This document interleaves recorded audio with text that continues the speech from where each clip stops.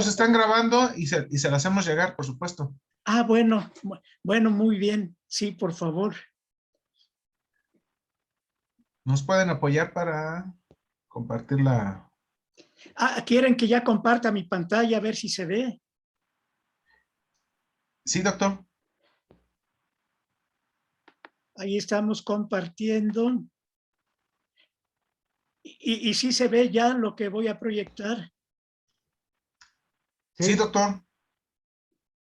Ah, bueno, pues cuando ustedes digan, aquí ya estamos listos. Doctor, nosotros no abusamos de su tiempo. En el momento que usted lo indique, empezamos. Bueno, pues si gustan ya podemos Excelente. empezar. Ya son 10:32.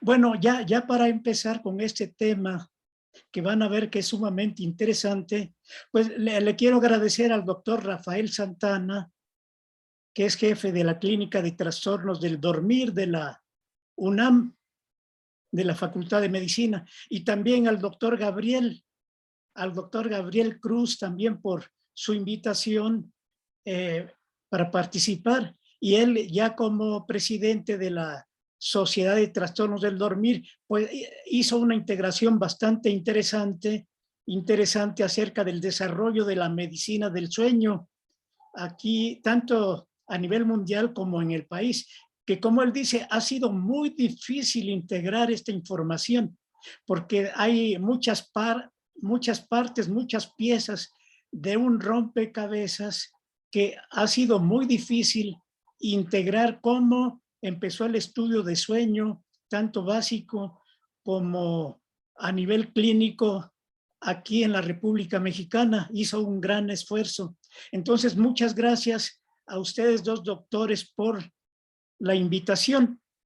Pues entonces ya vamos a empezar con el tema que está en relación con modelos animales que se utilizan para el estudio del sueño, para entender cuál es el papel funcional del sueño. Para eso es importante resaltar ciertas características para poder entender que el sueño no nada más está presente en el humano, sino también prácticamente en todos los animales. El proceso de dormir es una función tan importante o más que el proceso de alimentarse, porque está comprobado científicamente que los organismos se mueren primero por no dormir que por no comer. Y el proceso de dormir es tan importante como la respiración. Lo que pasa que no se conoce bien todavía cuál es la o las funciones del sueño. En cambio, con el proceso de respiración, pues sí, antes se consideraba que solamente respiraban los organismos que tenían pulmones, porque no se conocía hace siglos la función de respirar. Pero ahora que se sabe que es aportar oxígeno para una gran cantidad de reacciones que se llevan a cabo en el organismo, pues ahora se sabe que el proceso de respirar no nada más está presente en los organismos con pulmones, sino está presente desde los organismos unicelulares, en los microbios, en las amibas, en los paramecios. Y como ven, estos organismos pues no tienen pulmones y tienen la función de respiración. Pues algo parecido sucede con el proceso de dormir. No nada más se presenta en organismos muy desarrollados filogenéticamente hablando, en aquellos que tienen un cerebro muy desarrollado como en el humano, sino que el proceso de dormir forma parte de una función de los sistemas vivos, como ya verán en el transcurso de esta plática. Entonces, es importante resaltar cómo se presenta el sueño, cómo lo identificamos, independientemente de las técnicas que se utilizan para registrar la actividad eléctrica del cerebro. Sin ese tipo de técnica, antes de que se inventaran esas técnicas, pues ya se sabía cuándo un organismo estaba despierto o estaba dormido, simplemente en base a su comportamiento. Ustedes saben que cuando uno está dormido, uno se va desconectando de la realidad, hay pérdida de la conciencia y además la capacidad para responder a estímulos del medio ambiente disminuye. El umbral para reaccionar, es decir, para despertar, se incrementa. Se requieren estímulos muy intensos para provocar el despertar. Y hay que diferenciar el proceso de dormir con otros procesos que pudieran indicarnos que el sujeto está durmiendo, como sería la anestesia general y el coma. No, pues ahí, aunque conductualmente están inmóviles, como se sucede durante el sueño, ahí no hay reactividad inmediata a los estímulos. Entonces es muy importante hacer esa diferenciación. Y otra característica es que cuando a algún sujeto humano o animal se le priva de dormir, posteriormente, cuando tiene la oportunidad de dormir, duerme más que antes. Es decir, hay un incremento compensatorio del sueño para llevar a cabo aquellas funciones que no se llevaron a cabo porque no se le permitió dormir al sujeto. Bueno, entonces, con esto que les acabo de mencionar, noten que no hay necesidad de registrar la actividad cerebral para identificar la presencia de vigilia o sueño o diferentes fases de sueño, sino que simplemente con la conducta podemos analizar en qué nivel de la evolución zoológica está presente el proceso de dormir. Y en ese sentido podemos decir, como ya les mencioné, aquí ven en el esquema, que desde los animales más sencillos, como posiblemente los unicelulares, esté presente la función de dormir. Ya les decía que los organismos unicelulares no tienen cerebro, pero sin embargo, muy posiblemente está el proceso de dormir, porque noten que ya a nivel súper básico, muchas de las funciones que se presentan mientras estamos dormidos se refieren a procesos básicos, naturales, que se presentan en los organismos. Uno de ellos, por ejemplo, es la facilitación de intercambio de sustancias, de moléculas a nivel de las membranas, a través de los canales de sodio y potasio, que esa es la clave de la comunicación de los organismos. Son cambios físico-químicos que se dan a nivel de las membranas de los organismos, con la entrada de sodio, salida de potasio, la participación de calcio, de magnesio, etcétera. Todos esos son procesos que indican que los sistemas vivos están llevando a cabo ciertas funciones, se están comunicando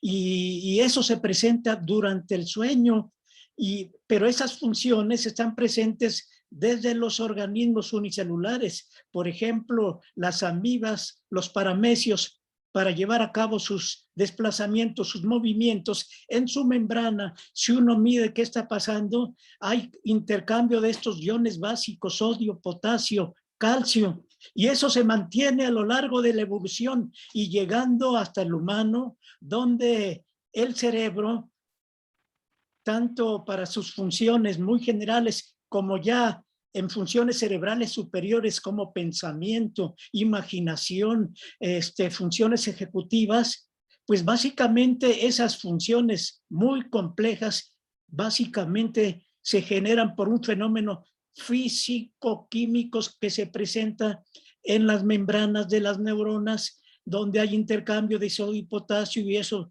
origina cambios de polaridad, cambios de fenómenos eléctricos, en fin, son fenómenos físico-químicos. Pues ese tipo de fenómenos físico-químicos se presentan durante el proceso de dormir en el humano, donde le ponemos mucha atención a este proceso.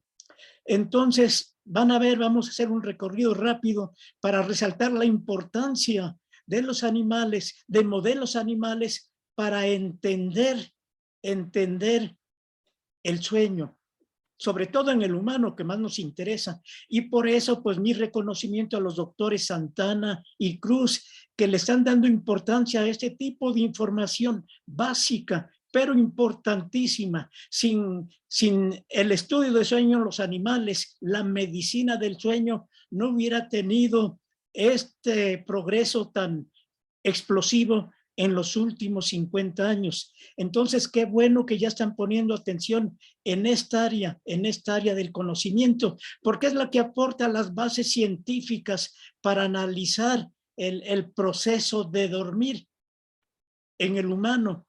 Y no solamente el proceso de dormir, porque un capítulo aparte es el proceso de soñar, que a veces le atribuyen funciones mágicas. No, el proceso de soñar también debe de tener una función vital para los organismos, porque la naturaleza no crea nada en vano, y el proceso de soñar, cuando menos, está relacionada con el proceso de imaginar, con el proceso de planear, con el proceso de llevar a cabo las funciones cerebrales superiores. Entonces son funciones fundamentales para los organismos. Bueno, entonces en este esquema ya le estoy describiendo cómo el proceso de dormir posiblemente está presente en toda la escala zoológica. Lo que pasa que falta mucha información. Hay que esperar a que progrese más la ciencia y la tecnología para ir desentrañando los misterios del sueño.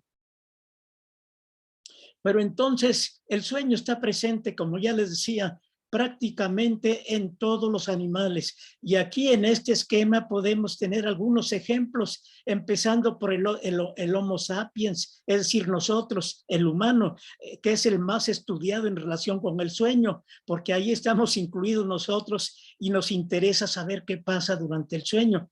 Y ahí están, en todos los mamíferos está presente el sueño con diferentes características, porque además de intervenir procesos genéticos, procesos cerebrales, también intervienen procesos medioambientales, donde hay una interacción entre el medio ambiente y la capacidad para entrar en reposo y llevar a cabo la función sueño. Así que en el humano, pues ya se sabe cómo está organizado el sueño. En los mamíferos también ya se puede decir que el sueño lento y el sueño moro está presente en todos los mamíferos, Y miren, ahí, además de estudiar el sueño, ha surgido una información muy importante para entender no nada más la magia del cerebro en relación con el sueño, sino para las funciones generales del cerebro. Por ejemplo, existe un grupo de animales, de mamíferos marinos, que siendo mamíferos tienen que utilizar el oxígeno del aire atmosférico para respirar, pero si viven dentro del agua y quedan profundamente dormidos, porque sí se da la función sueño, lo que indica que la función sueño es fundamental para los organismos. Si no, no se presentaría en una situación de peligro donde, por ejemplo, estos mamíferos marinos se ahogarían si se quedaran profundamente dormidos. Pues ahí se ha desarrollado un sistema fundamental que se llama sueño unihemisférico. Esto quiere decir que el individuo duerme dentro del agua, pero aún duerme como si tuviera dos cerebros, como si fueran dos individuos. Es decir, un hemisferio duerme mientras el otro está despierto, atento a los estímulos del medio y atento para salir a respirar cuando sea el momento adecuado, y luego se hunde otra vez para seguir durmiendo, pero se intercambian las funciones. El hemisferio que estaba vigilante se duerme y el que estaba dormido despierta. Entonces, esto es muy interesante en cuanto al sueño, pero también en cuanto a la función mental. Es sumamente interesante. Bueno, este es un ejemplo nada más para que tengan idea de la importancia de estudiar el sueño en los animales. Bueno, aquí hay varios ejemplos, ya les hablé del humano, de los mamíferos, los murciélagos, siendo mamíferos, también presentan las dos fases de sueño sueño lento y sueño mor, y estos duermen emperchados, colgados. Si el sueño no fuera fundamental, pues esa función no se presentaría en los murciélagos, porque si quedan profundamente dormidos corren el peligro de desprenderse y en el precipicio pues caer y morir. Bueno, está presente ahí la función de sueño. Y si nos vamos a animales más alejados, bueno, los roedores han sido animales fundamentales porque se han generado varios modelos utilizando la ingeniería genética para tratar de implementar diferentes tipos de trastornos del sueño, y esto ha sido fundamental para el desarrollo de la medicina del sueño. Y un vertebrado muy alejado de nosotros, los peces también, ya verán, les voy a dar información posteriormente, el pez cebra también ha sido fundamental para entender los mecanismos que regulan el sueño en el humano. Y si nos vamos todavía a organismos más primitivos, más alejados, la mosquita de la fruta también ha sido un modelo muy importante para entender la función del sueño en el humano, a pesar de que la mosquita de la fruta ni siquiera tiene un cerebro muy desarrollado. Bueno, pero tiene ganglios cerebroides que desempeñan funciones muy complejas, como el cerebro lo desempeña en el humano. Bueno, la mosquita de la fruta ha sido un modelo muy importante también, que ha dado información en relación con el sueño normal, las funciones del sueño y patologías del sueño, porque se han creado cepas gracias a la ingeniería genética y gracias a que se conoce el genoma de las mosquitas. Se han manipulado los genes y se han creado mosquitas insomnes o hipersomnes. En fin, ha sido un modelo muy interesante que ha favorecido el avance significativo de la medicina del sueño. También se sabe que la cafeína, como en el humano, altera el sueño en las mosquitas de las frutas, las hace insomnes. Así unos cuantos ejemplos para que se den cuenta de la importancia de los modelos animales para el desarrollo de la medicina del sueño. Y si nos vamos todavía se movió ahí, a animales más primitivos como son estos gusanos redondos, Cyanorhabditis elegans, que se necesita un microscopio para ver su conducta. Bueno, también ahí ha sido un modelo muy interesante para entender algunas de las funciones del sueño. Entonces, aquí les voy a pasar un video a grosso modo para que vean cómo duermen los animales. Corre el video para que vean, miren, umbral para responder, elevadísimo. Vean ese animal, por más que lo estimulan, está profundamente dormido. Así que umbral para despertar, muy elevado. Y adoptan una conducta determinada, una posición determinada que indican que está dormido. Noten, sin necesidad de poner electrodos en su cerebro para ver qué tipo de sueño tienen, si está despierto o dormido. Miren, nada más la conducta indica que este mamífero está profundamente dormido.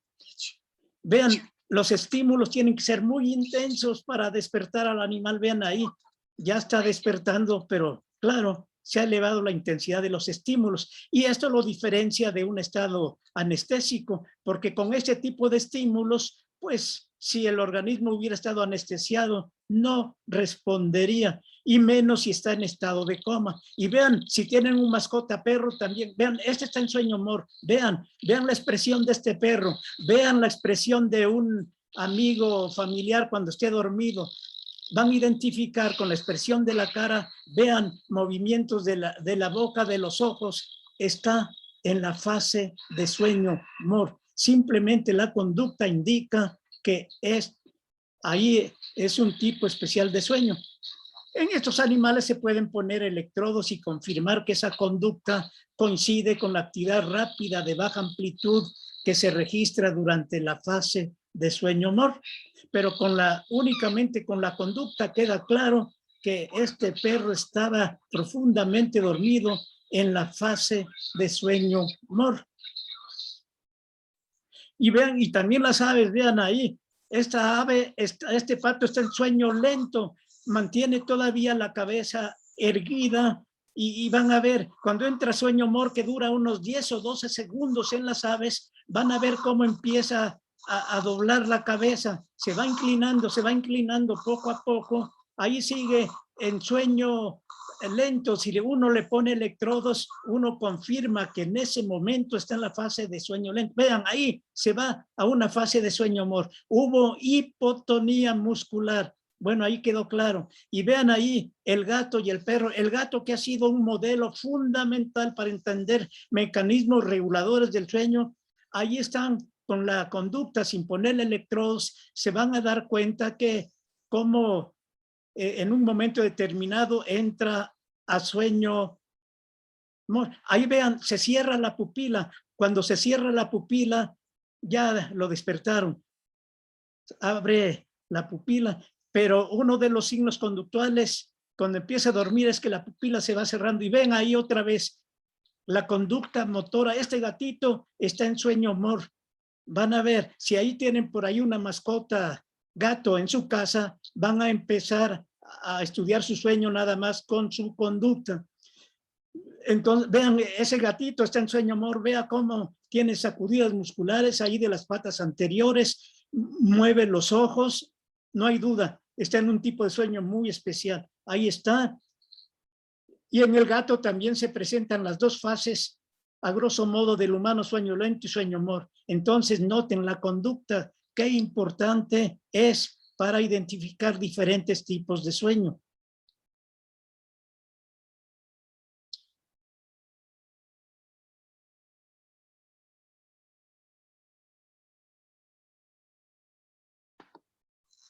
Y vean ahí otro mamífero durmiendo, noten, está profundamente dormido y hasta ronca, que pudiera ser un modelo importante para analizar la apnea obstructiva del sueño, aunque es tan pequeño que es un poco difícil manipularlo.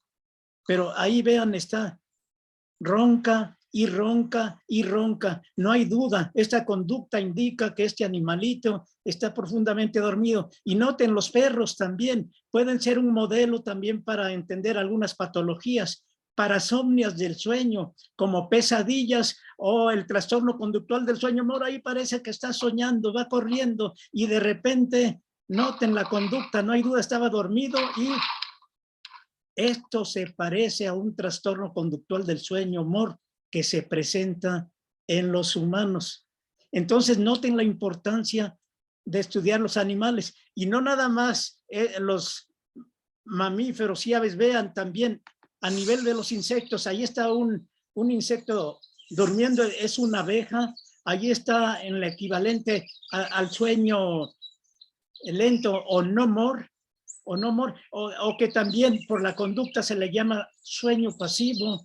Tiene nada más ligeros movimientos de acomodo, pero en un periodo, vean, el umbral para responder está elevado. Vean, ahí el investigador quiere despertar a esta abeja, la estimula, pero sigue durmiendo. Ahí está inmovilidad conductual, umbral para reaccionar elevado.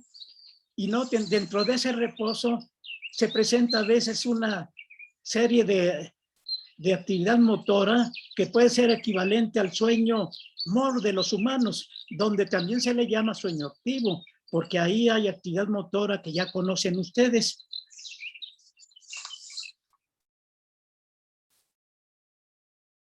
Bueno, y así se la pasa, duerme, y lo mismo la mosquita de la fruta.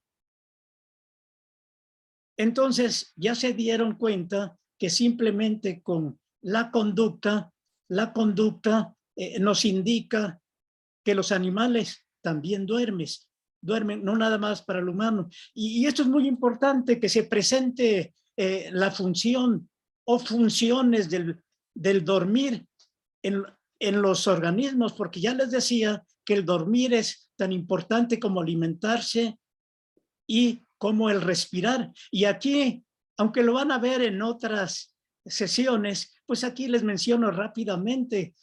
¿Qué funciones puede tener el sueño? Una de ellas está en relación con la función restauradora del cerebro, ya que mientras estamos despiertos, intercambiando información con el medio ambiente, el cerebro, para comunicarse y llevar a cabo las funciones en función de los estímulos que recibe, pues gasta mucha energía, entre ellas los neurotransmisores, que son importantes para la comunicación a través de las vías sensoriales y procesar la información. Entonces tiene que haber un momento determinado, en este caso que se llama sueño, para restaurar lo que se consume durante la vigilia. Pero me dirán, bueno, pero si los organismos muy primitivos, los unicelulares, no tienen cerebro, pero ya les mencionaba inicialmente que a nivel unicelular, estos organismos también interactúan con el medio ambiente a través de llevar a cabo intercambio de iones sodio-potasio en sus membranas, como serían los organismos unicelulares, para responder a variaciones del medio ambiente. Es decir, sin cerebro, pues esos animales tienen la capacidad de interactuar información con el medio ambiente. Y también durante el sueño, pues hay una serie de recuperación en el organismo en general, no nada más en el cerebro, sino en los músculos, prácticamente en todos los sistemas.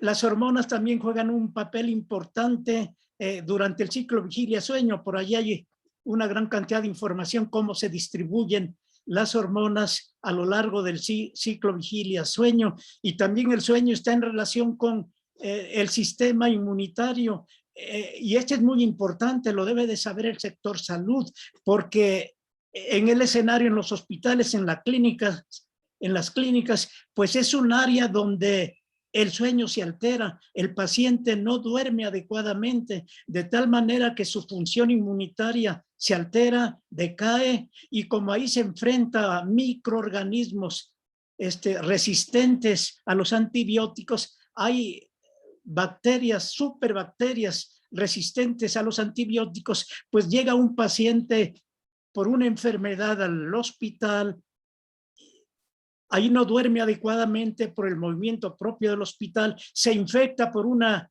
superbacteria que está ahí, resistente a los antibióticos, entra por una enfermedad y ya no sale, o sale muerto por una infección que adquirió ahí mientras estaba hospitalizado. Por todo esto que se presenta, no duerme bien, sus funciones inmunitarias decaen, se enfrenta a bacterias resistentes a antibióticos, resultado, la muerte. Bueno, eso lo van a ver también posteriormente, no quiero entrar en detalle. También se sabe que el sueño, durante el sueño, es importante porque se procesa la información. Lo que se aprende mientras estamos dormidos se procesa y se consolida mientras estamos durmiendo. Allá hay muchas explicaciones que posteriormente van a ver cómo se lleva a cabo ese proceso. Y también durante el sueño pues se establecen nuevas conexiones.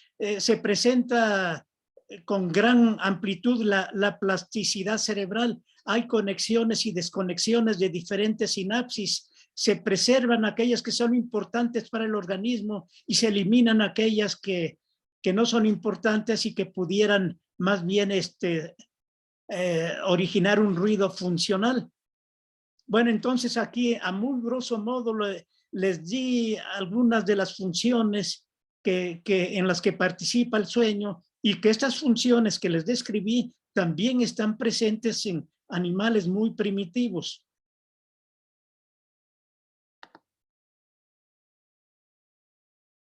Bueno, y entonces hay diferentes modelos animales para tratar de entender qué pasa durante el proceso de dormir en humanos. Y sobre todo este interés se acrecentó por la gran cantidad de trastornos o de patologías que se presenta en relación con el sueño. Y entonces los animales pues han sido un gran apoyo por el avance que ha tenido la medicina del sueño, pero estos animales deben de tener ciertas características en primer lugar tienen que presentar la función sueño para poder manipular esa función y ver cómo se altera o cómo se puede mejorar si se trata de curar cierta información, y también ver si se pueden aislar genes que regulan algunas funciones que se presentan durante el proceso de dormir. Entonces hay que analizar qué características del sueño uno quiere analizar y en función de eso buscar el modelo animal adecuado para tratar de entender el sueño normal y sus trastornos. Aquí ya otra vez un ejemplo de modelos animales que han sido utilizados para tratar de entender el sueño normal y trastornos en el humano. El más próximo a nosotros, vean los primates no humanos, pues duermen como nosotros, tienen sueño lento y también ahí se subdivide el sueño lento en varias fases y sueño mor. Los roedores también tienen sueño lento y sueño mor, pero ahí no se meten tanto en detalle para subdividir el sueño lento y el sueño mor. Y los otros organismos, pues sobre todo se toman como referencia la conducta, pero también ya a nivel genético, genes que se comparten a lo largo de la evolución, desde los animales más primitivos hasta el humano, y que esos genes desempeñan un papel muy importante para el ciclo, para la regulación del ciclo vigilia-sueño, y que también su presencia o alteración de tales genes pueden dar origen a alteraciones del sueño. De hecho, una gran cantidad de trastornos del sueño tiene bases genéticas.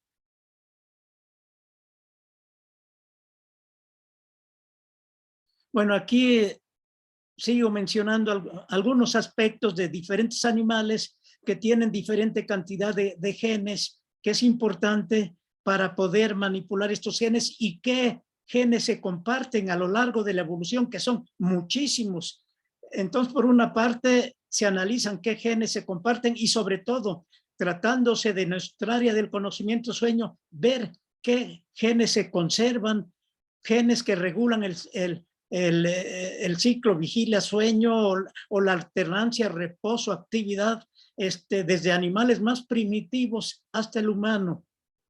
Bueno, ahí ven a un primate que ya lo identificaron, no vamos a estar en detalle por el tiempo, y ahí están con sus electrodos colocados listos para estudiar su sueño, que ya les mencioné que en los primates no humanos se presentan las fases de sueño como en nosotros. Ahora, el avance del sueño ha crecido paralelamente con el desarrollo de la ciencia y la tecnología, porque si nos remontamos a principios del siglo pasado, cuando empezaron a más o menos ya de manera organizada a tratar de identificar qué pasa dentro del cerebro cuando hay alteraciones del sueño, pues si nos remontamos a principios del siglo pasado, ahí están Von Economo, que estudió la encefalitis letárgica, es decir, aquella epidemia que sucedió hace mucho tiempo y que provocó muchas muertes. Uno de los síntomas era que los individuos pasaban profundamente dormidos, aunque algunos de ellos permanecían en vigilia.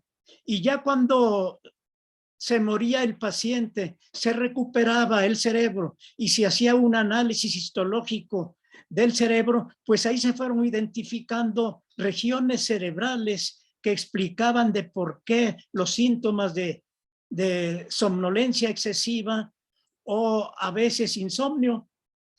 Ahí empezó a generarse uno de los capítulos importantes de los trastornos del sueño, el insomnio e hipersomnia. Y aquí ven en el esquema cómo cuando al recuperar los cerebros y analizaban el tejido nervioso, encontraban que algunas áreas lesionadas originaban somnolencia.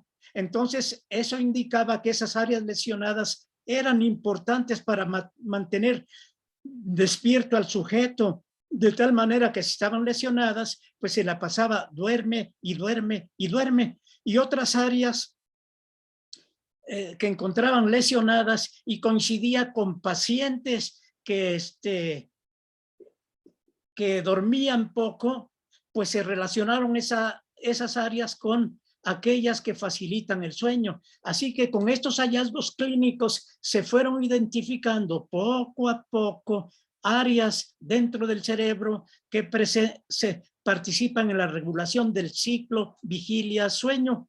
Ahora, pero esos hallazgos fueron, pues prácticamente dependían de que el paciente falleciera para poder estudiar su cerebro post-mortem y de esa manera establecer ese tipo de correlaciones entre síntomas que presentaba mientras estaba vivo y analizar qué regiones cerebrales estaban alteradas, y de esa manera se establecían correlaciones clínicas entre regiones cerebrales y en este caso la función sueño. Pero eso no permitía el avance rápido de este tipo de información, entender cómo se regula el sueño. Se tuvieron que generar modelos animales para ahí sí, con técnicas que éticamente estaban permitidas en aquel entonces, sobre todo, permitían hacer trepanaciones en el cerebro y poder analizar, lesionar algunas partes, se lesionaban algunas partes y se veía qué función se alteraba, es decir, en este caso, cómo se alteraba el ciclo vigilia-sueño, o bien metiendo electrodos de estimulación a base de choques eléctricos, que es la energía más utilizada porque no produce lesión si se administra adecuadamente. Esto puede estimular diferentes regiones cerebrales y de esa manera pues relacionar esas regiones con una función determinada. Y aquí ven el gato durmiendo tranquilamente, que sería equivalente a sueño-humor, y aquí profundamente, completamente relajado. Y esta conducta dependía de qué regiones del cerebro se estimulaban y con choques eléctricos, ya les decía, con energía eléctrica, que es la más adecuada, y de esa manera se fueron estableciendo correlaciones entre regiones cerebrales y sueño.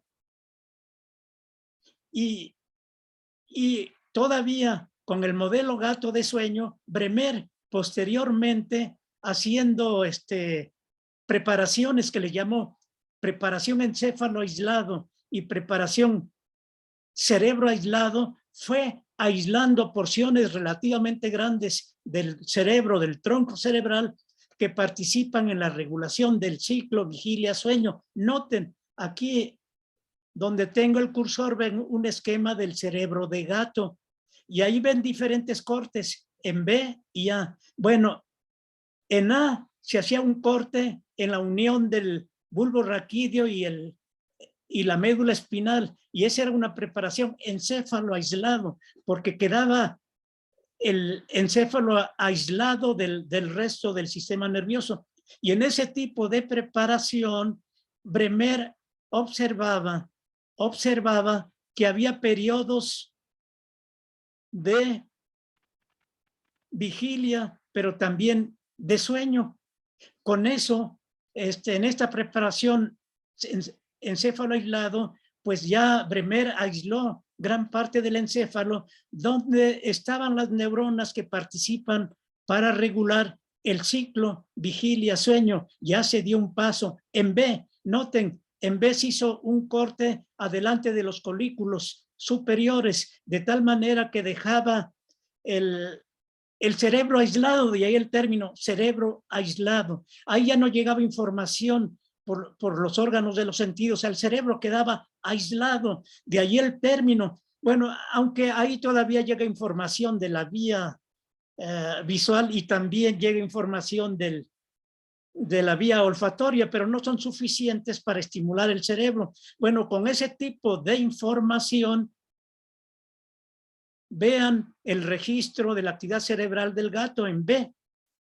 Ondas lentas de gran amplitud, características del sueño. En aquel entonces no se conocía el sueño-humor, simplemente se sabía la existencia de un tipo de sueño durante el cual se presentaban ondas lentas de gran amplitud. Bueno, y ya con ese paso, pues Bremer se dio cuenta que adelante del corte, en el cerebro aislado, hay neuronas que participan para inducir sueño, y atrás del corte quedaron aquellas que permitían despertar al individuo, ya que fueron cortadas, eliminadas completamente.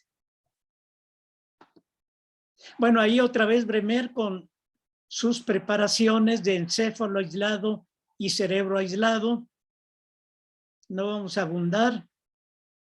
Y después, también utilizando el gato como modelo todavía, Morush y Magon integraron información con técnicas de lesión y estimulación, y de esa manera aislaron el corazón del tronco cerebral, donde hay conjuntos de neuronas que forman parte del sistema de la vigilia. Entonces describieron esa parte, le llamaron sistema reticular activador ascendente, porque al ser estimulado provocaba una reactividad general del cerebro y la reacción de despertar. Entonces, con esas técnicas y en el gato detectaron que esa parte central del tronco cerebral permite que uno esté despierto. Nuevamente el gato fue fundamental para entender esto.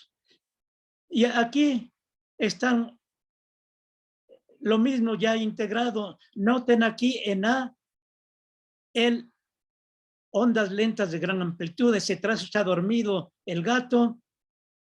Aquí vean, hay un electrodo adentro en ciertas áreas que al ser estimuladas, en este caso esas áreas inducen sueño dependiendo de la intensidad, o inducen despertar. Aquí ya se dio un estímulo en áreas que producen reacción de despertar, y vean la actividad cerebral característica del estado de vigilia. O bien se estimulaban otras áreas que, estando despierto el animal, al recibir el estímulo, entraba el sueño. Así que con estas técnicas y en este modelo animal que era el gato, empezaron a identificarse zonas que participan para regular la vigilia, y también otras que participan en el sueño. Y noten aquí el modelo animal gato, que se utilizó mucho tiempo, muchísimo tiempo. ¿Y por qué se utilizó?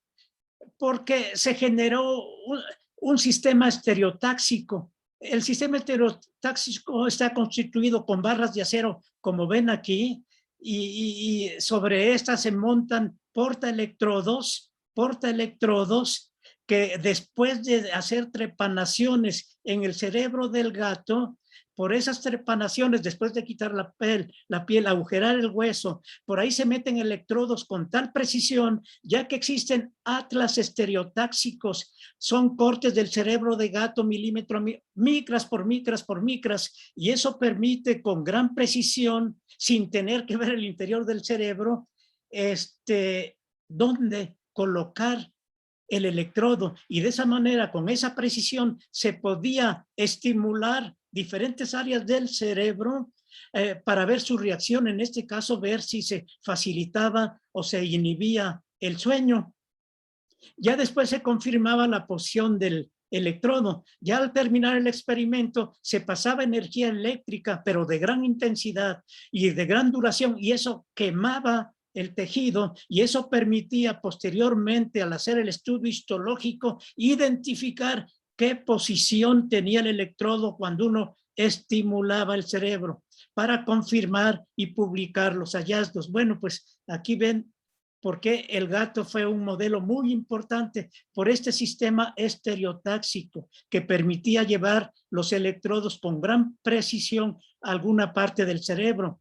Y además nos auxiliábamos con bocinas, porque además las neuronas hacen ruido cuando uno las toca. Cuando uno mete el electrodo, se oye ruido de las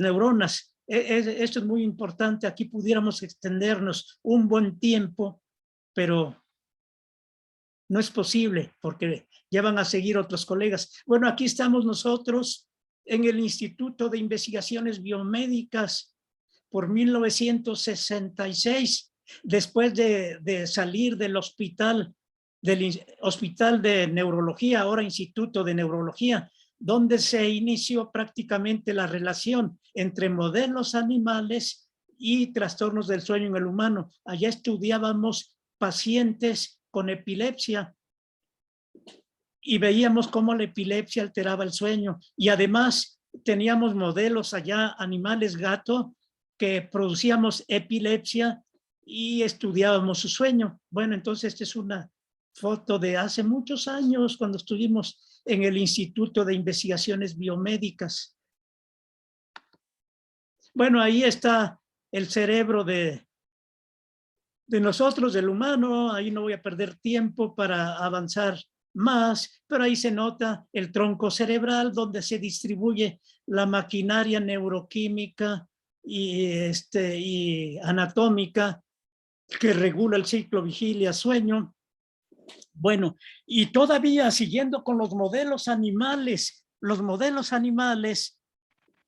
el modelo animal gato fue muy importante para pasar de lo que se llama neurofisiología seca a la neurofisiología húmeda.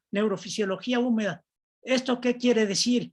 Que originalmente, pues este tipo de estudios para estudiar la neurofisiología, la fisiología del sistema nervioso, pues se utilizaba estimulación eléctrica, se medían potenciales provocados por estímulos, se registraba con electrodos colocados en una parte. Era una neurofisiología seca, se le llamaban.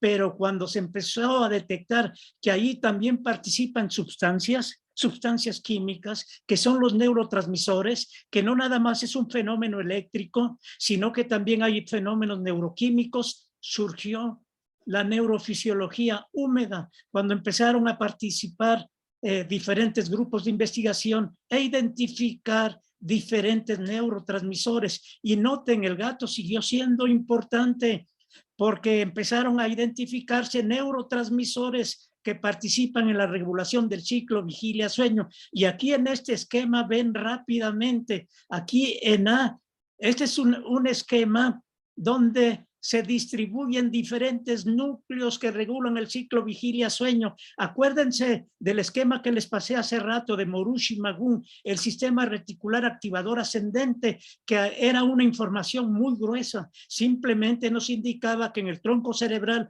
había conjuntos de núcleos de neuronas que participaban en la vigilia, pero todavía no se hacía una disección detallada, fisiológica, neurofisiológica ni química. Pero poco a poco, con el avance de la ciencia y la tecnología, ese sistema reticular activador ascendente que era difuso, pues ya fue adquiriendo un carácter más preciso. Ahí se fueron identificando el locus coeruleus con sus neuronas que producen noradrenalina, que participan en la vigilia, el RAFE con la serotonina, el núcleo tegmental pedúnculo pontino, núcleo tegmental laterodorsal, que producen acetilcolina y participan en la vigilia, el núcleo tuberomamilar que con histamina participa en la vigilia, la sustancia gris periacueductual con dopamina, y últimamente se agregaron las orexinas o hipocretinas, que son importantes también para entender la narcolepsia. Aquí están. Bueno, todo esto que les mencioné, forman parte de ese sistema reticular activador ascendente o centro de la vigilia que se integró en 1949. Pues ahora ya se hizo una disección detallada. Ahí se los describo. ¿Y qué pasa? Para empezar a dormir, pues hay que inhibir todos estos núcleos que nos tienen despiertos. Y aquí precisamente en vez se nota como un área que está, una área preóptica ventrolateral del tálamo, esta se activa liberando ácido gamma aminobutírico, galanina, para inhibir las neuronas, los núcleos que nos permiten estar despiertos y se inicia el proceso de sueño.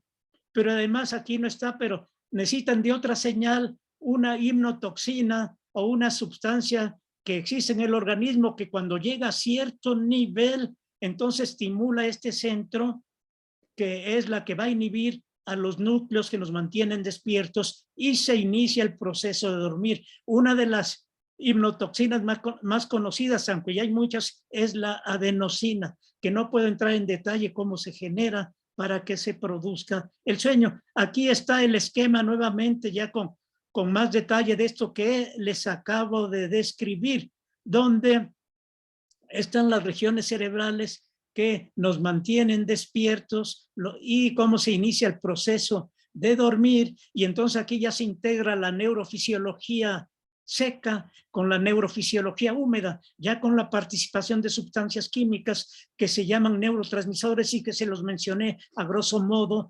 No quiero entrar en detalle porque esto lo van a ver posteriormente con más detalle. Y el gato sigue siendo muy importante porque miren, hay un tipo de actividad que eso no se conoce.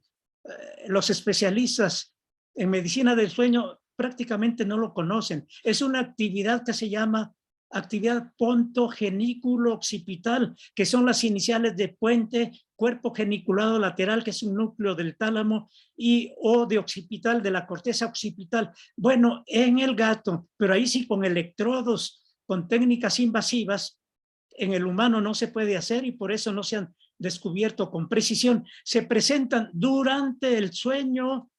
Estas ondas que vean sobresalen de la actividad de base. Ese es un registro de la actividad del núcleo geniculado lateral. Aquí es la corteza cerebral y abajo está la actividad muscular. Está todavía en pleno sueño lento, pero son 2 minutos antes de que empiece el sueño moro en el gato. Entonces empiezan a aparecer estas ondas pontogenículo occipitales, que ya el especialista sabe, pronto viene el sueño moro.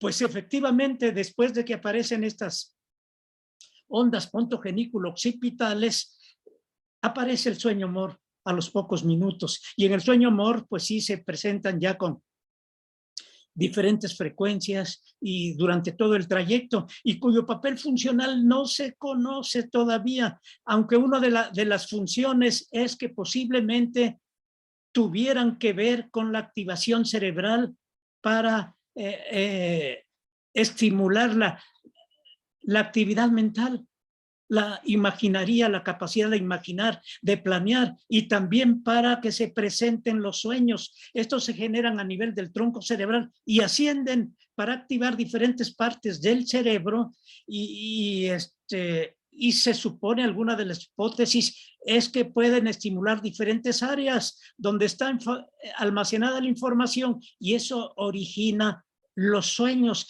que los sueños pueden tener la información que le permiten al individuo cuando esté despierto de planear, es decir, adelantar eventos, porque puede imaginar e irse más allá de los estímulos que están presentes en ese momento y planear lo que puede suceder posteriormente. Entonces, es una de las posibles funciones. Sin embargo, pues en el gato está bien estudiado. Hubo un modelo reserpínico donde al gato se le inyectaba reserpina y aún despierto se presentaba este tipo de actividad, puntas o ondas pontogenículo-occipitales, y uno podría manipular el gato estando despierto y no se alteraban porque aunque estuviera despierto, pues ahí estaban estas ondas que normalmente se presentan mientras el sujeto está dormido. Y se ha tratado de buscar en el humano este tipo de actividad, pero no se ha logrado porque solamente con técnicas invasivas hay que meter electrodos de profundidad, cosa que sí se permite en el gato, en el humano no. Hay que esperar a que la ciencia y la tecnología avance para que uno pueda registrar regiones profundas con mucha nitidez, con mucha precisión para identificar estas ondas en el humano. Sin embargo, por ahí ya hay algunos trabajos, por ejemplo, vean esta revisión por si les interesa saber más acerca de las ondas pontogenículo occipitales en el humano, es de 2017 y ahí tratan de integrar de algunos potenciales que se presentan en el humano que posiblemente se refieran a estas ondas pontogenículo-occipitales y saber qué función tienen durante el sueño, que esto sería importante también para ciertas enfermedades de tipo mental, porque también su capacidad de soñar también está alterada. Bueno, esto lo saben bien los psiquiatras, cómo los sueños se distorsionan también. Y también otra vez el gato está presente. Este modelo gato ha servido para entender el trastorno conductual del sueño-mor. Acuérdense, es una de las parasomnias que se presentan en el humano, donde el durmiente se incorpora para actuar lo que está soñando. Ustedes saben que normalmente durante el sueño-mor hay atonía muscular y permanecemos inmóviles, de tal manera que pues ahí no podemos actuar los sueños. Y esta es una especie de protección de la naturaleza, porque generalmente si uno se incorpora estando dormidos y actúa lo que está soñando, pues hay peligro de autolesionarse o lesionar a la persona que está cercana. Entonces se presenta atonía muscular, pero en este trastorno conductual del sueño-mor, el paciente se incorpora y actúa sus sueños. ¿Y cómo se sabe que actúa sus sueños? Porque luego se interroga al paciente y coincide la conducta que presentaba con el contenido onírico. Pues bien, el gato fue un modelo muy importante para tratar de entender este tipo de parasomnia. Aquí, por ejemplo, está la vía que normalmente produce atonía muscular mientras estamos en sueño-mor, a partir de núcleos de neuronas que están cerca del núcleo subcerúleos. De ahí salen axones que van al bulbo, y de ahí del bulbo hacen relevo y salen otras neuronas inhibitorias que van a las neuronas motoras de la médula espinal para inhibirlas. Normalmente se presenta esta inhibición en el sueño-mor, de tal manera que quedamos inmóviles. Pero en estos pacientes que presentan esta alteración conductual del sueño-mor, esta vía está lesionada, no funciona, de tal manera que las neuronas motoras, cuando se entra a sueño-mor, están activas, y eso permite que el durmiente, cuando entra a sueño-mor, se incorpore, actúe de tal manera que actúa lo que está soñando. Bueno, ahí otra vez con el gatito. Esto se generó en el laboratorio de Juvet en 1965, este modelo. Y noten aquí, en aquel entonces con cámaras con poca nitidez, pero se notaba, vean, el gato ahí está durmiendo, no hay duda, ahí está durmiendo y está en sueño-mor. ¿Por qué en sueño-mor? Porque simultáneamente se está registrando su actividad cerebral y se puede detectar sueño lento y sueño-mor. Y es en el sueño-mor donde adopta esta conducta. Noten, está actuando lo que está soñando. Bueno, eso suponemos porque por la conducta que tiene el gato, ya que el gato no puede comunicarnos si estaba soñando o no, pero la conducta todo indica que probablemente también los animales sueñen. En el humano sabemos que durante el trastorno conductual del sueño-mor actúan lo que están soñando, porque el paciente nos refiere cuando despierta que estuvo soñando y coincide con la conducta que mostraba. Y luego ya pues ha avanzado más la tecnología en busca de modelos animales. Por ejemplo, se ha introducido la optogenética. La optogenética es una técnica que permite, por medio de especialistas en ingeniería genética, modificar neuronas, células de los organismos que respondan ante ciertos estímulos, y de esa manera se pueden tener conjuntos de neuronas que responden, en este caso, a estímulos luminosos, y ahí el término optogenética. Es decir, son modelos animales que gracias a la ingeniería genética se han modificado, y de esa manera, con estímulos luminosos, ya no eléctricos, sino estímulos luminosos, es posible estimular diferentes áreas y con este tipo de estímulos, pues se activan estas neuronas. ¿Por qué? ¿Qué es lo que hacen estos estímulos luminosos? Bueno, lo que hacen es lo que hace la energía eléctrica o lo que hacen los estímulos cuando estimulan nuestras vías sensoriales, lo que vemos, lo que sentimos, lo que oímos, lo que hace son fenómenos físico-químicos en los receptores que hace que haya intercambio de iones sodio y potasio. Bueno, también la luz, esa es la función que hace ya dentro del cerebro, en ciertas neuronas que tienen la capacidad para responder a cambios de luz, gracias a la ingeniería genética, sobre todo a la luz azul. Esto surgió cuando estudiaban unas algas microscópicas, clamidomonas, que tienen una reacción a la luz. Bueno, ahí aislaron componentes como algunas proteínas que contienen rodopsina, y esa rodopsina es sensible a la luz, y de tal manera que a través de una reacción de este tipo que les mencioné, se estimula con luz y empiezan a activar diferentes grupos de neuronas. Así que con esta técnica se puede identificar qué papel desempeñan diferentes grupos de neuronas al estimularlas, y así se han detectado que algunos grupos de neuronas inhiben el sueño y otros la facilitan. Bueno, esto está ampliando el rango de acción de los modelos animales en relación con el sueño, porque se están creando técnicas que ya son menos invasivas. Al principio, pues prácticamente se tenía que abrir, agujerar el cerebro para indagar qué existe dentro del cerebro, pero cada vez como avanza la ciencia y la tecnología, se han generado ese tipo de modelos. Allá hay modelos transgénicos. Otros se han creado modelos de ratón insomnes, simplemente modificando genéticamente a los ratones.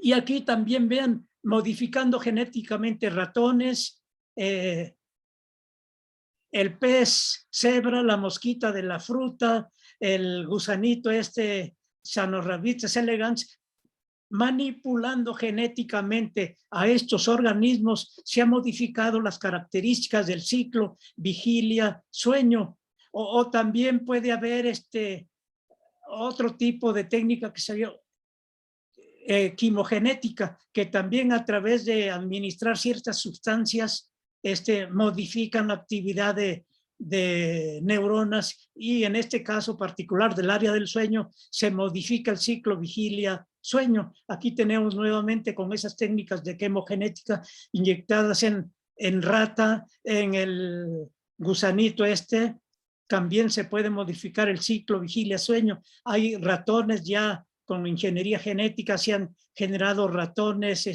insomnes, y ven qué genes se manipularon, y curiosamente esos genes también están presentes en el humano. En la drosofila, en la mosquita de la fruta, pues también ha sido un modelo muy interesante. A partir de que se empezó a estudiar el sueño en 2000 en la mosquita de la fruta, pues ahí se fueron aislando genes que regulan el ciclo vigilia-sueño. También en la mosquita de la fruta, como en el humano, la cafeína produce insomnio, y también la adenosina, como en el humano, en la mosquita de la fruta, puede inducir el sueño.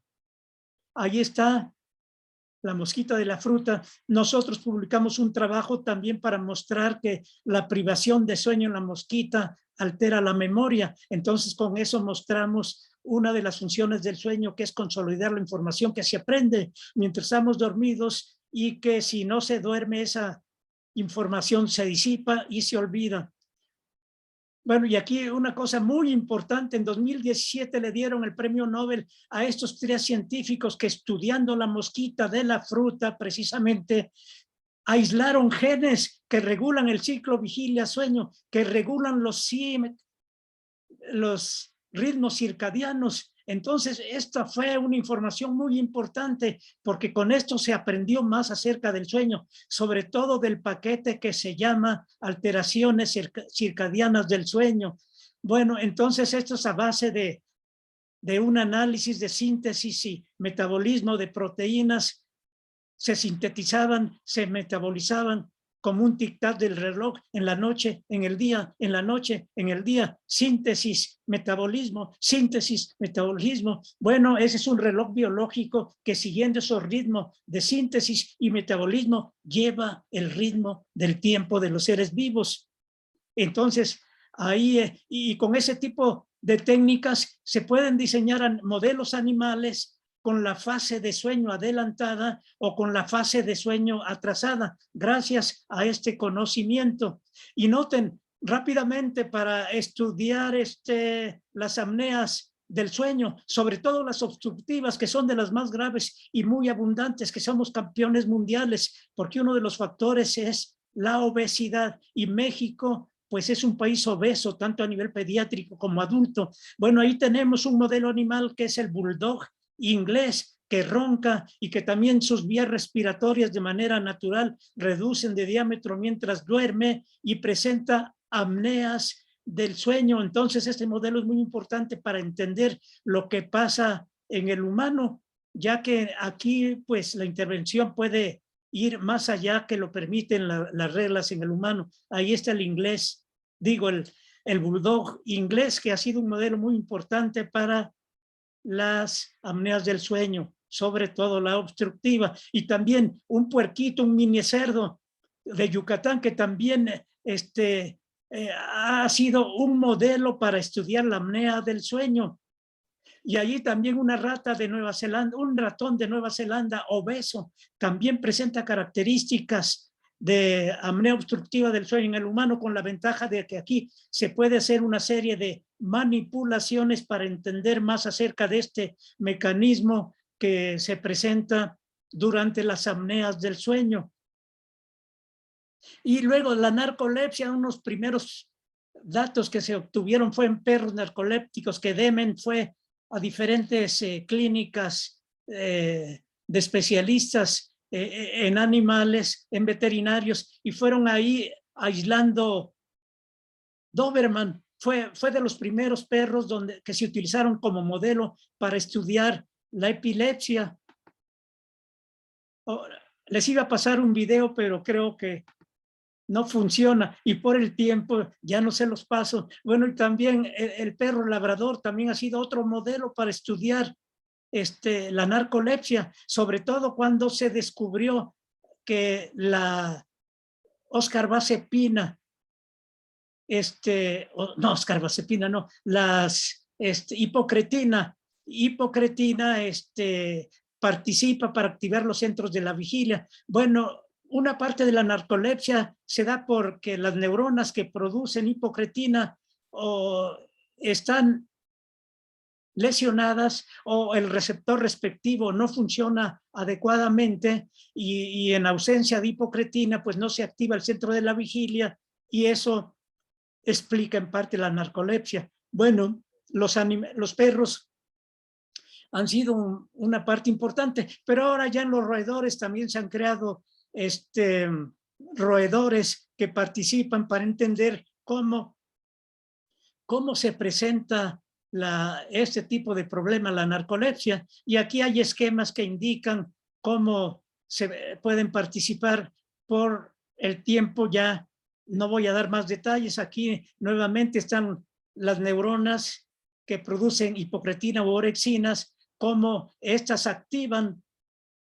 a los núcleos que ya les expliqué, que participan para mantenernos despiertos, pero si se lesionan las neuronas que producen orexina, o si sus receptores respectivos que hay en diferentes partes no funcionan adecuadamente, pues viene la hipersomnolencia, en este caso la narcolepsia. Entonces también ya hay modelos a nivel de roedores.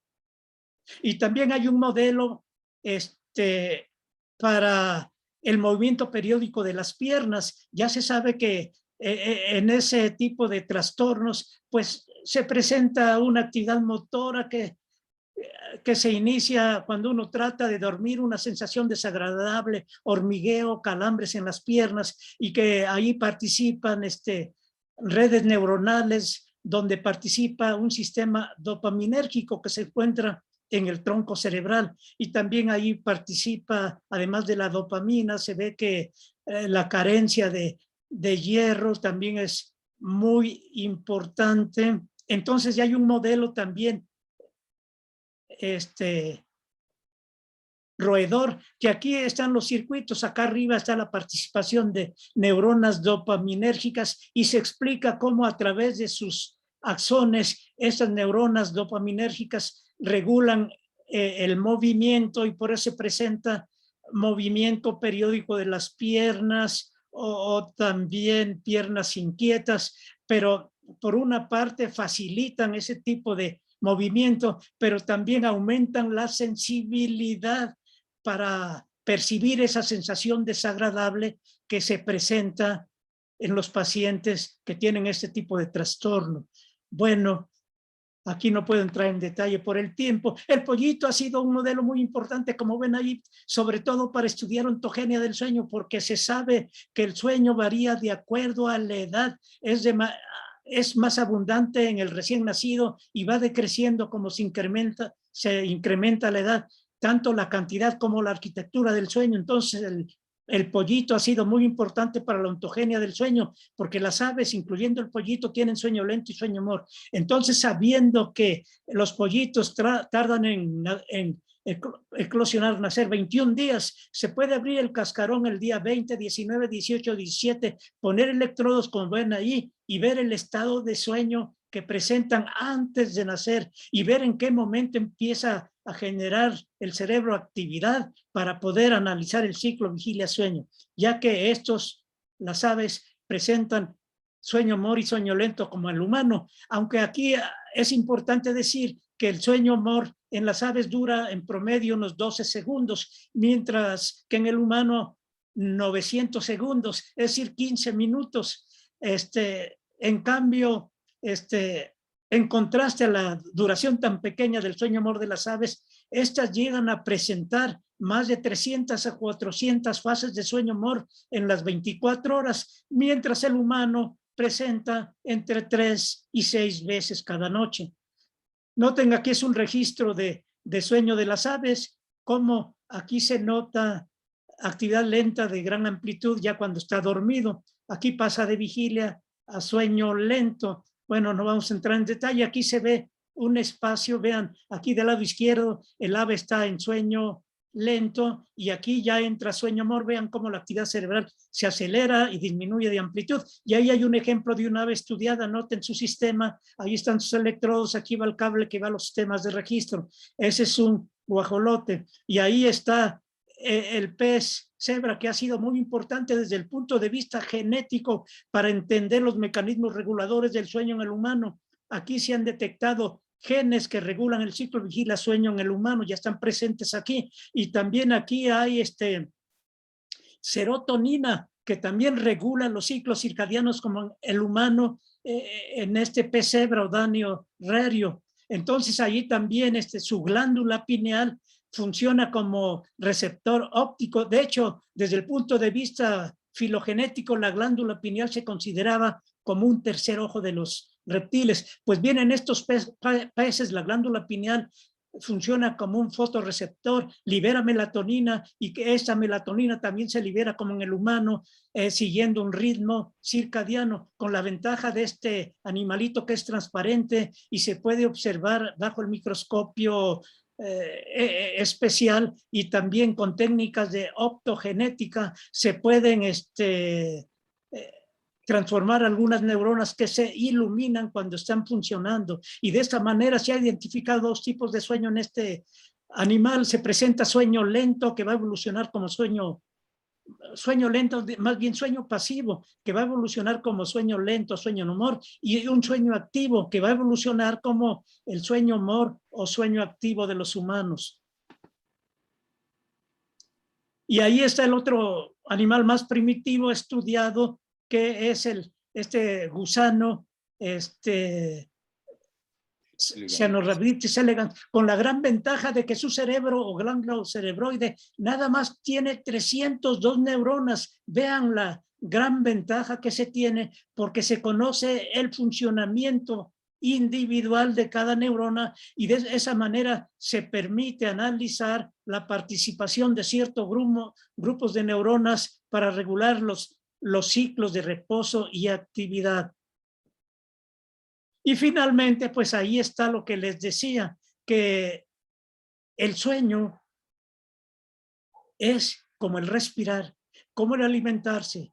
Seguramente está presente desde los animales más primitivos hasta el humano. Lo que pasa es que se manifiesta con diferentes características, pero el análisis universal para analizar el ciclo vigilia-sueño es el conductual, porque la actividad cerebral es un parafenómeno que se presenta cuando el cerebro se desarrolla y alcanza un nivel evolutivo muy elevado. Pues muchísimas gracias. Aquí les di una visión panorámica para que tengan idea de la importancia de los modelos animales, que ha sido un papel muy importante para el desarrollo de la medicina del sueño. Bueno, muchas gracias, doctor Rafael Santana y doctor Cruz, por haberme permitido estar aquí con ustedes. Muchas gracias. En humanos es una herramienta poderosa, pero la actividad cerebral no significa la función sueño. ¿Por qué?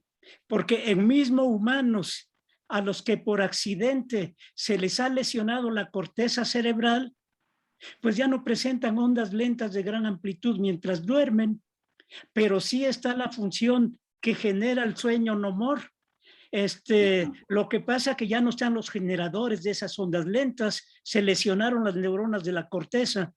Y también en el gato que tiene sueño moro lento, no moro lento como nosotros, y sueño rápido, se le puede así quirúrgicamente, ahí sí experimentalmente, raspar los hemisferios cerebrales para quitar la neocorteza y siguen durmiendo en el equivalente a sueño lento o NOMOR, pero ahí es la conducta la que indica que equivale a sueño pasivo, y luego sigue el sueño MOR o activo. Entonces, sí, la actividad eléctrica del cerebro para estudiar el sueño es importantísima para los clínicos, los que se dedican a estudiar los trastornos del sueño en los humanos, pero ya en la escala animal eso deja de funcionar, sobre todo de reptiles para abajo. Los reptiles y peces no tienen neocorteza. Al no tener neocorteza, cuyas neuronas forman parte de la generación de ondas lentas de gran amplitud que se presentan en el sueño NOMOR o lento, estos animales no tienen neocorteza, pero no quiere decir que no tengan la función sueño. Sí, en reptiles y en peces pasan por dos etapas de sueño. Sueño pasivo, que equivale a sueño NOMOR o lento, pero si uno registra con electrodos su actividad cerebral, no están presentes esas ondas lentas de gran amplitud, pero eso no quiere decir que no tengan ese tipo de sueño NOMOR.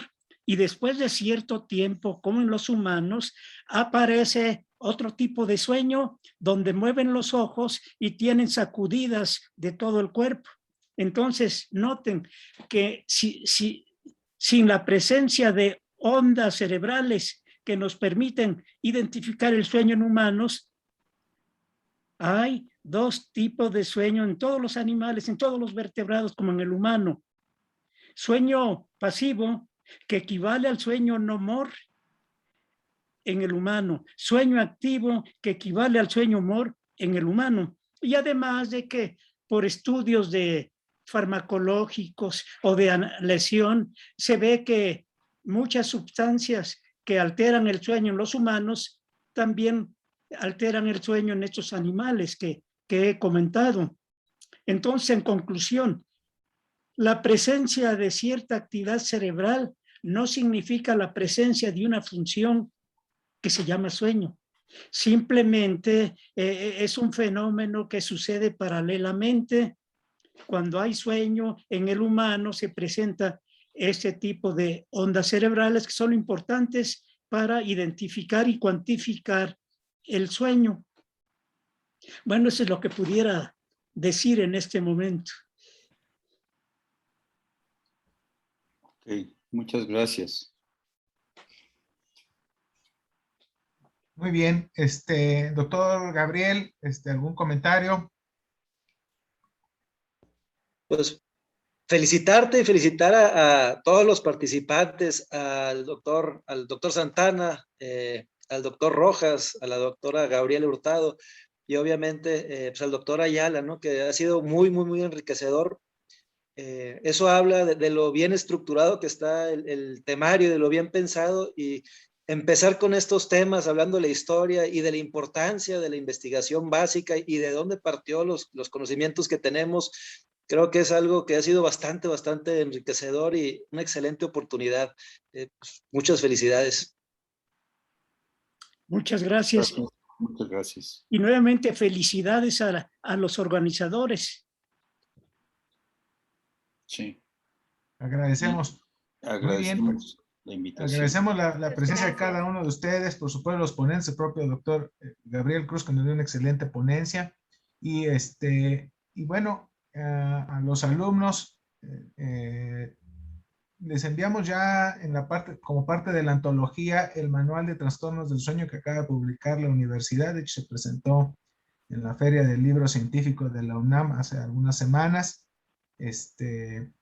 Y van a tener acceso a los otros textos que son parte de la antología a través de la Academia Mexicana de Medicina del Dormir.